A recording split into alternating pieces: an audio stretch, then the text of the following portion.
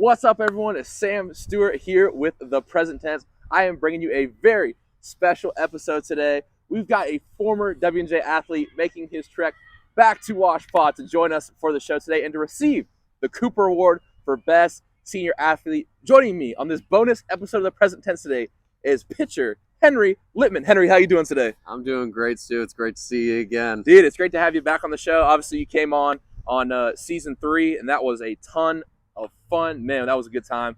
And I'm so glad to be able to talk with you again today. So for you, Henry, you know, you're winning this award. You're back out on this field right now that you pitched so many games on. For you, what does it mean to be back in Washpot right now? Well, it means quite a lot, you know. It kind of feels like this is more of a foundational place for me now. Mm-hmm. I'm playing in another school, of course, Okay. so this is kind of like a good throwback. It's really nostalgic, so Yeah. it's nice. I'm sure, man. We were over at the Wild Things Stadium practicing the other day. I was like, having these flashbacks to freshman year, man. It's crazy. A lot's changed, obviously, and I think with our college experience too, like with the COVID and all that, definitely a lot of memories out here. You know what I mean? Mm-hmm. I think it just adds that added layer to it.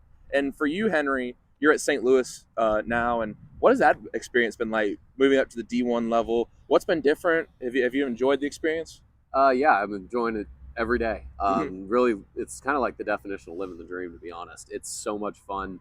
I have a lot less class now. I'm doing grad school, so it's baseball for me, and it is awesome. I love every second of it. That's awesome, dude. And one question I want to ask you that we're going to include in our alumni series. You're our second guest in the alumni series. We had Kiki on last weekend, but for you, what is the biggest advice you would give to someone coming out of college, the undergraduate side? So you're obviously our first person who's in a graduate program.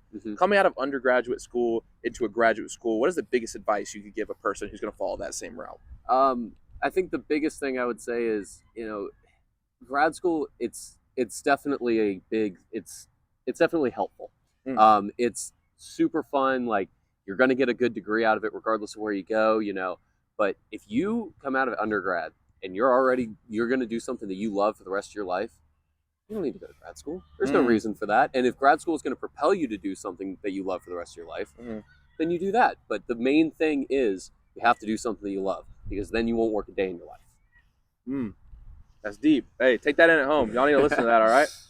All right, that's good advice. And you're pursuing an MBA, correct? Yeah, MBA in professionalism. Okay, and what do you want to do with that? I know we talked about you want to go into some kind of business, obviously corporation, that sort of thing. We talked about that on the show when you came on season 3, but has that plan changed at all? A little bit. I've kind of gotten into more of an entrepreneurial and creative type of thing with my professional MBA program. Okay. And I want to do something, like I said, creative. I'm a huge fan of WWE. And they have a whole creative thing. It's all marketing. Really? It's all management, stuff like that. Okay. And that's the kind of thing I'm really looking to go for. Oh, that's interesting. Being honest. Have you always been into WWE? I've been into all professional wrestling. Yeah, Really? It's super cool. Do you have a favorite all-time wrestler? Yeah, Edge. He came back in 2020 at the Royal Rumble, and This guy knows his stuff. Oh, yeah. He knows his stuff. My roommate Camden watched me scream when he came back. So hey, 10 years. Shout out to Cam Accounts. Hopefully you watch this. Yeah. But man, that's awesome, dude. You're doing that. You know, we are back out on this field, and I gotta ask you, bro, like, what is your favorite memory out on this field? Is there a favorite game you pitched? Because I have a favorite game that you pitched, but I'll save that for after. So I got 2. Okay, go ahead. And I guess it's kind of the same game. It's just a year apart. It's the semifinal game for the PAC tournament. That's what I was gonna say too. Both Grove City games. Last year was probably my favorite moment because after we had the bases loaded in the 7th with 2 outs. I knew it was my last inning, probably my last hitter at the plate. And I struck him out, and I looked at the dugout, and I let loose, man. I screamed. It was awesome. So, but yeah, both of those games, I threw well both those games. Those were both big games that we won, and both games got us to a regional. So those were definitely my 2 favorites right there. I definitely have to say my freshman year when you pitched against Grove City. Yeah. And you had the whole Pine Tar Center where the Grove City coach came out and checked your hat. That fired the whole team up, bro. And dude, I've seen you intense, bro. Like, you're an intense guy. But once that happened, bro, I was like, nah, it's over. It's demon time, bro. Like, he's him. Yeah. He's him. Oh, yeah. I love that stuff, man. It's awesome. They did it this year, too. Dude, so. Yeah, they did. Man, that was an awesome game. And for you, what has it been like being back, being able to see all your friends, like, Nate Rush, who's working the camera for us today. And I'm sure some other guys will be back as well. I know Grego's coming tonight. We're going to get him on the alumni series soon. Don't worry about that. But for you, what is it like being able to see all these guys you were so close with for 4 years? It's the nice thing about today's day and age is we're not losing contact, really. All of us are in a fantasy league, even the guys from that transferred out after our sophomore year. So we've been staying in contact pretty well there. But like I said, the nice thing is we don't really get out of contact too much. But being able to be around guys again and, really see them get to interact, go out, have a drink with them, whatever it is definitely something that I've been looking forward to for a while. Dude, so that's awesome. Yeah, I look forward to hanging out with some of the guys tonight. And Henry, I do want to hit you with a few questions that we've added on the present tense since you came on in season 3. Okay. And my first one is, what trait does it take to be a successful pitcher in baseball? I think it's kind of cliche, but it takes that dog in you. That's what I've been saying all the time. Yeah, you gotta have that dog in you. That's what I'm saying. Have it. You gotta have that factor, that it factor. And we've had some guys that come through this program here at W&J that have had that dog in them, had that it factor, and there are guys at St. Louis that have had that dog factor and that it factor. So that's awesome. The great answer. You know who got that dog in him? Nate Rush. Nate Rush got that dog in him, bro. Stop playing with me. Follow-up question: what trait does it take to be successful in life? Now, you're a businessman, big corporate guy. You're going to go into the corporate world someday. What does it take to be successful in that environment? But also, take it the philosophy route too. Just be happy in life. What trait does it take to be successful? It kind of takes that go-getter mentality.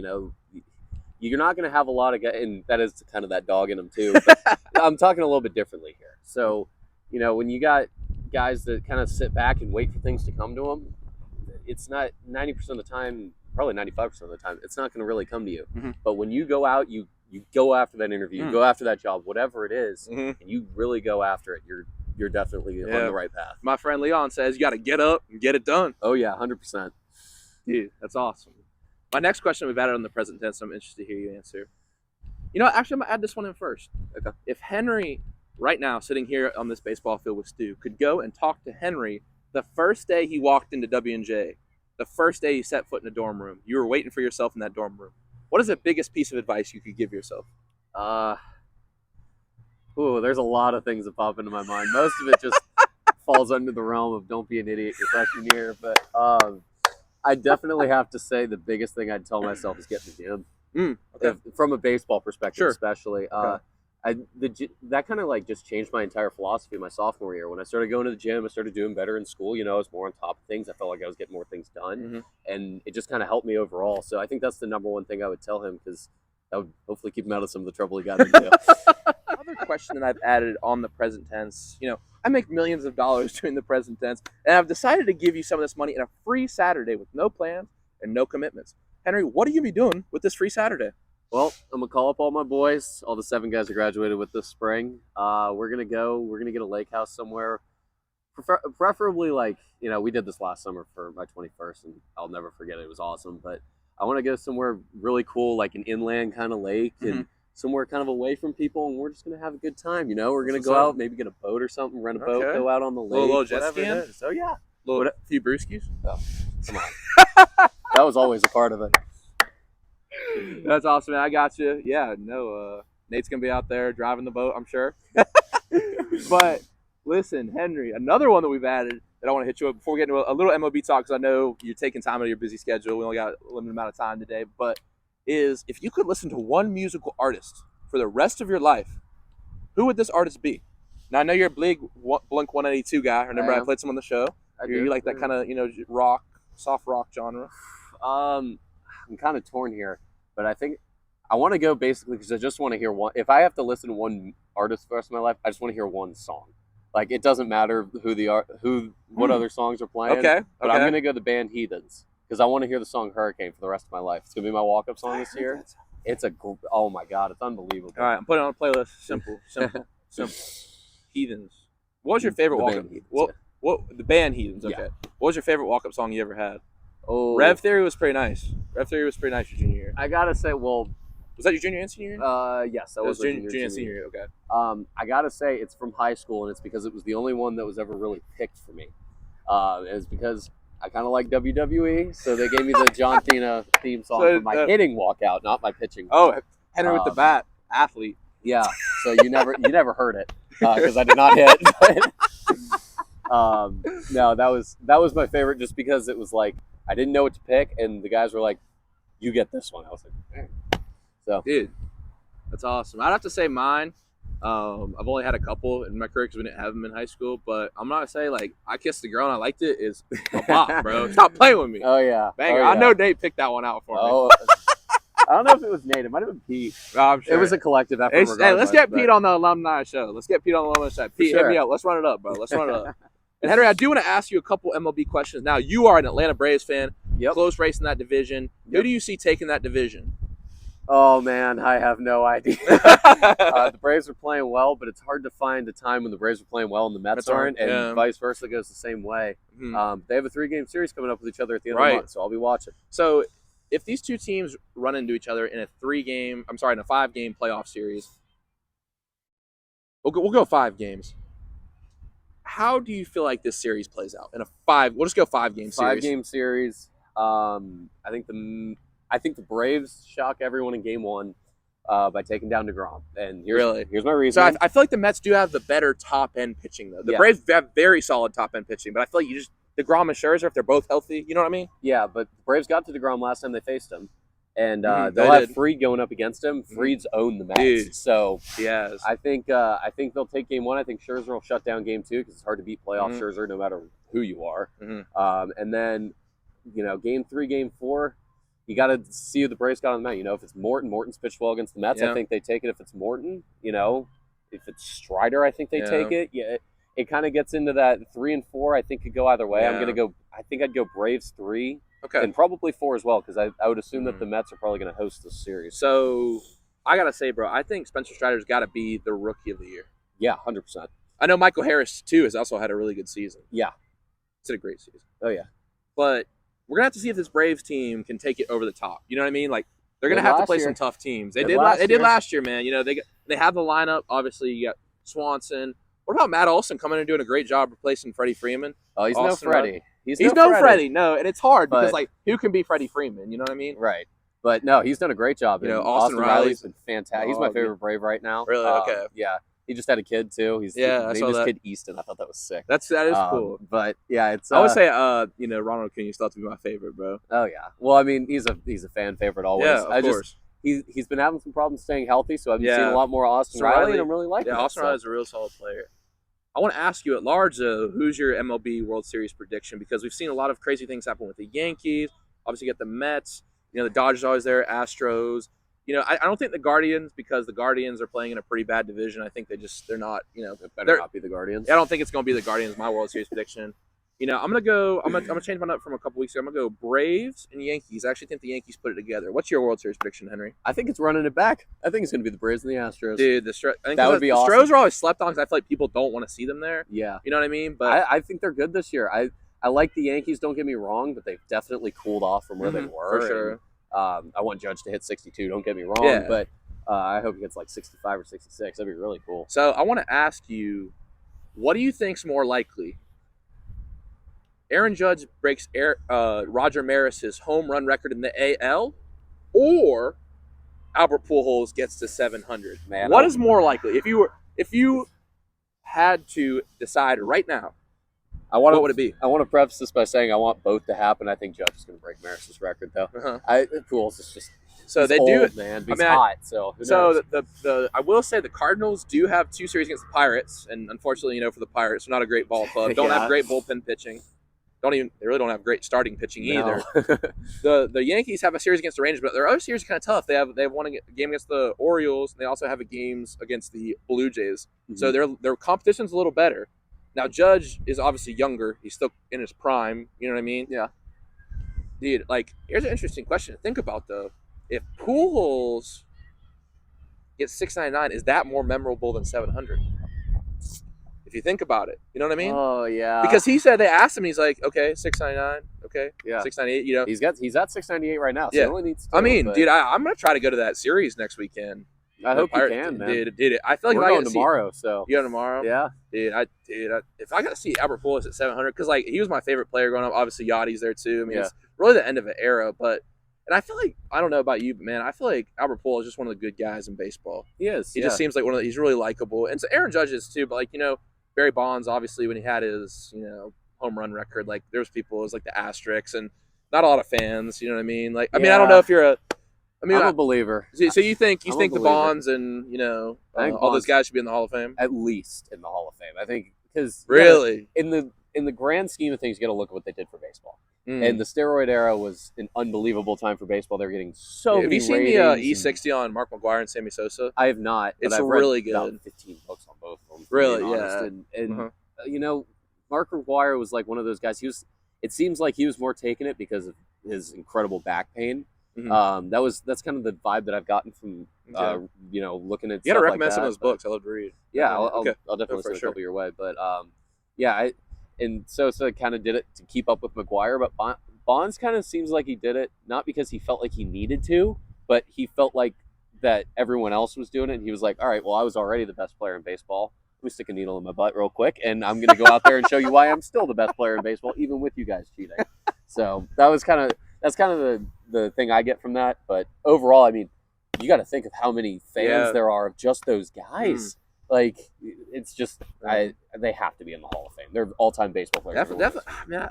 I don't know, man. I think it's different with a guy like Pete Rose. Like, obviously, like, than Barry Bonds. That's a separate issue. But man, with the guys who took steroids, I'm just gonna have to keep thinking about it. And obviously, a lot of baseball fans as well have to keep thinking about it. But it was a good era for baseball. Oh yeah. It's a shame that there is the asterisk there. And Henry, switching gears a little bit for our last question, I want to ask you, what is your favorite baseball movie of all time? Moneyball. Not even close. Really? Okay. Yeah. I like Brad Pitt as an actor in general. So yeah, when he was in Moneyball, fire movie. But I'm gonna have to go with Field of Dreams, bro. Okay. I feel like I cry every time I watch that movie. It's respectable. Sure. America has rolled by like an army of. I don't have my voice is way higher than James Earl Jones, but man, just Field of Dreams, bro, and the Field of Dreams game. The Field of Dreams game is super cool. It is cool. I like it. I will say though, they should have done like an East Coast team against the Reds or Cubs, because then it creates like the villain dynamic. Like everyone wanted the White Sox to win when they're playing the Yankees. Yeah. You know what I mean? Yeah. Yeah, I got to go with Field of Dreams, man. Also, for the love of the game, Bull Durham, I'm a North Carolina guy. Yeah, Major League. Major League's really good. Major League, yeah. That's my kind of humor. It is your kind of humor. Yeah. So that's what I like about Major League. Major League. A League of Their Own is also A League of Their Own is very good. They're actually remaking it. Did you see that? Yeah, I have seen that. Can we stop remaking stuff? Can we come up with something original, please? Jeez, because that's a classic movie. You can't improve on that. No, but I'm still going to go see it. I mean, come on. Jeez, man. All right, Henry. Now, I don't know if you have any final thoughts before we turn it over. I got our word of the day today. Okay. So my word of the day today is joy. And I bring this word today because I think sometimes people get joy and happiness confused up. For me, happiness, is kind of a temporary feeling. It comes and goes. Joy is something where it gives you a deep gratification, and joy comes from the happiness of others. And for me, there's been so much joy out on this baseball field. And, seeing the young guys come in now, I'm a junior. Yeah. How you were when I was a freshman, you were a junior. And for me, just being able to, show those guys around, have them have a good inning. And, I want to, I've won conference championships. You've won conference championships with Nate. But, for me now, I want to show those guys what it's like. You know what I mean? Mm-hmm. I want to give them that feeling. That's what I know Draymond and Clay talked about that, because it's obviously, I want to get back there and win for myself, but I want everyone on the team to experience that too. Oh, yeah. You know what I mean? And that's the cool part, and that's the joy. And I want to say, man, honestly, the cool part of, especially freshman year when we all had COVID and stuff, is because joy is when you work for something, you work for other people, and it finally comes together. And to me, those moments, where we, after all that stuff we went through freshman year and all of it, with the COVID, all those restrictions, and we run out there on the field and dogpile, man. That's the cool thing about baseball, man. It's a child's game, and it brings a ton of joy. Oh, yeah. And you know what, man? You're a great part of that. So I want to thank you for being a good friend, bro. Appreciate it, man. Thank you for being around all the time, man. I've loved having you around the last couple of years when I was here, and I'm happy to see you again now. So, dude, thank you so much. A tear to my eye over here, I swear. No problem, man. Dude, it's always a good time when I talk to you, man. And unfortunately, we do have to end the show. All good things must come to an end. But listen, man, congrats again on the Cooper Award. Appreciate it. And once again, thanks again for coming on the show, brother. Yeah, appreciate it. Thank you. All right, everyone, this is the Alumni Series. Everyone, have a good day. Remember to live in the present tense.